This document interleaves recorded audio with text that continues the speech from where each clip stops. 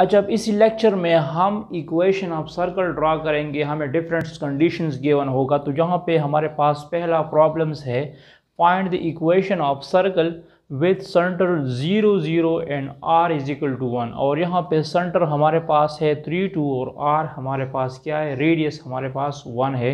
तो जो standard form of circle equation हमने लिखा था, standard form of circle equation हमने इस तरह लिखा था, standard form of circle equation, वो हमने इस तरह लिखा था, x minus H whole square plus Y minus के whole square is equal to are square. तो फर्स्टली जो पहला ए पार्ट्स है, इसमें हमें गिवन है centre 0 0 and r is equal to 4। तो सेंटर को हम h के से डिनोट करते हैं, तो इसका मतलब होगा h is equal to 0, k is equal to 0 and r is equal to 4। इन तीनों वैल्यूज़ को इस इक्वेशन में पुट करो तो हमारे पास बन जाएगा x minus 0 whole square plus y minus 0 whole square is equal to are square की जगह क्या लिखना है, 4 होल स्क्वायर। तो ये बन जाएगा x square plus y square is equal to 16। तो ये हमारे पास रिक्वायर्ड इक्वेशन ऑफ सर्कल होगा। अब यहाँ पे देखो, पार्ट बी में हमें क्या गिवन है, पार्ट बी में हमें गिवन है सेंटर की वैल्यू है 3, 2 और r है हमारे पास 1। तो सेंटर को हम h के से डिनोट करते हैं, तो यहाँ h कंसिडर करो, h is equal to 3, k is equal to 2 and r is equal to 1। तो जो standard form of circle equations है उसको मैं लिखता हूँ x minus H whole square plus y minus के whole square is equal to are square. तो h की जगह 3 लगा दो, तो ये बन जाएगा x minus 3 whole square plus y minus 2 whole square is equal to 1 square. ये आंसर भी आप लोग लिख सकते हैं, equation of circle required equation of circle है।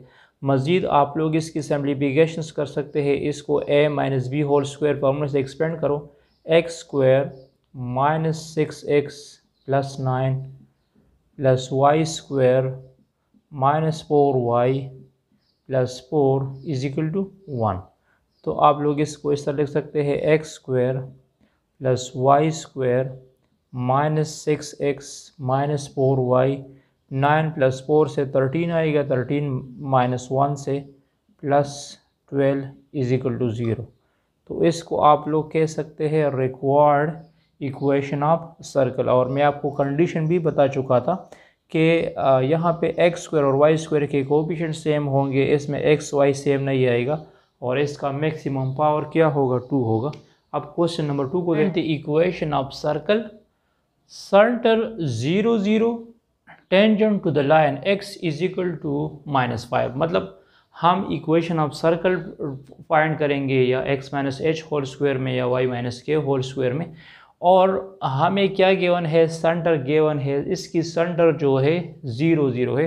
तो जो standard form of circle equation हम लिखते हैं वो हम इस तरह लिखते हैं, x minus H whole square plus Y minus के whole square is equal to are square.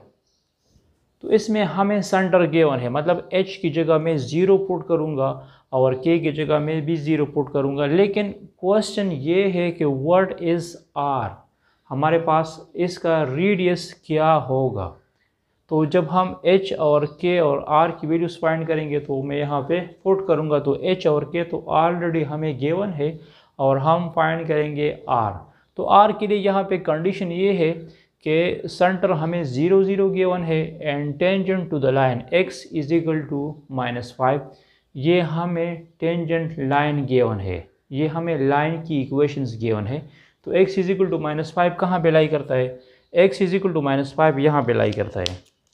x is equal to -5 है ना, तो ये हमारे पास नेगेटिव x एक्स की वैल्यू होती है, यहाँ पे पॉजिटिव x एक्सिस की वैल्यू होती है, और इसको कहते हैं x इज इक्वल टू -5।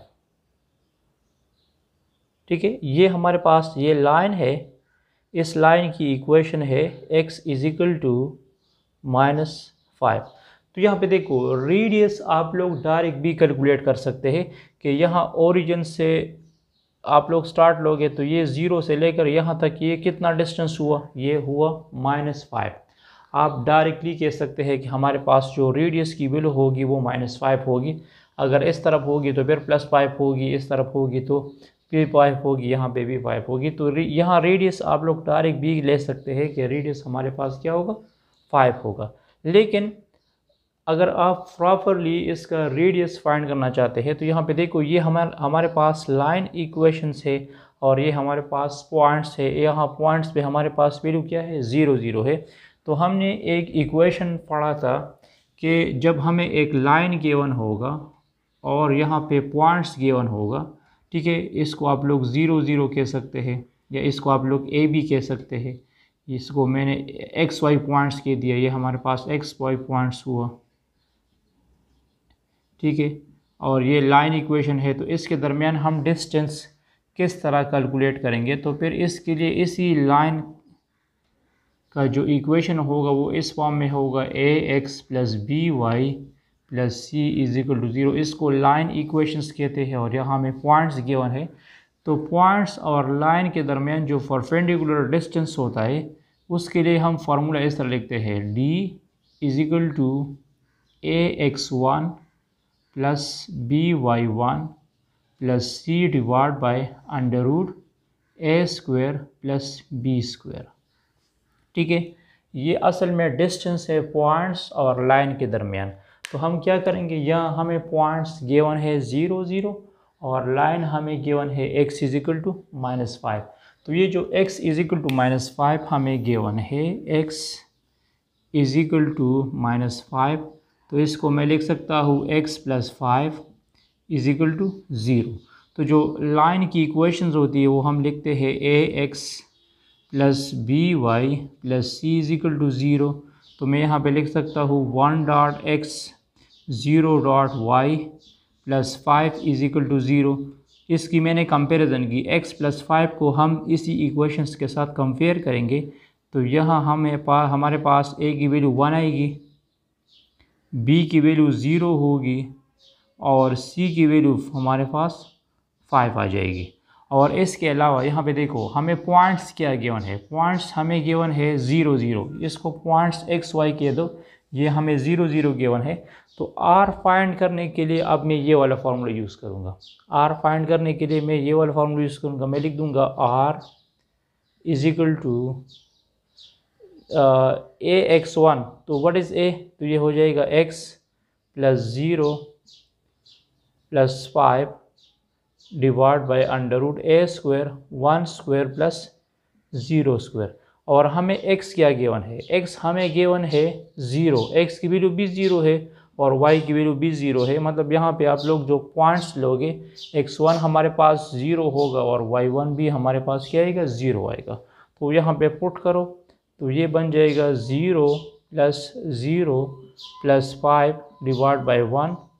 तो r क्या हुआ, r की वैल्यू हमारे पास 5 आ चुकी है। मतलब ये हमारे पास रिक्वायर्ड r होगा, ठीक है। x - 0 whole square y - 0 whole square = r² की जगह लिखना है 5 होल स्क्वायर। तो ये बन जाएगा x² + y² = 25। ये रिक्वायर्ड इक्वेशन ऑफ सर्कल आएगा। अब यहाँ पे देखो, अगर यहाँ पे आ जाए क्या, tangent to the y axis, मतलब यहाँ इस तरह जाए y = -5 आ जाए, तो y = -5 कहाँ पे लाई करता है, यहाँ पे लाई करता है। तो फिर हमारे पास टेंजेंट लाइन यहाँ पे बनेगा। अगर y = +5 आएगा तो फिर टेंजेंट लाइन यहाँ बनेगा। तो सिमिलरली आप लोग इसी का r इस फार्मूले के थ्रू फाइंड कर सकते हैं। फिर इसमें y + 5 y = -5 हुआ तो फिर y + 5 = 0 आएगा। अब नेक्स्ट प्रॉब्लम्स हम सोल्व करेंगे।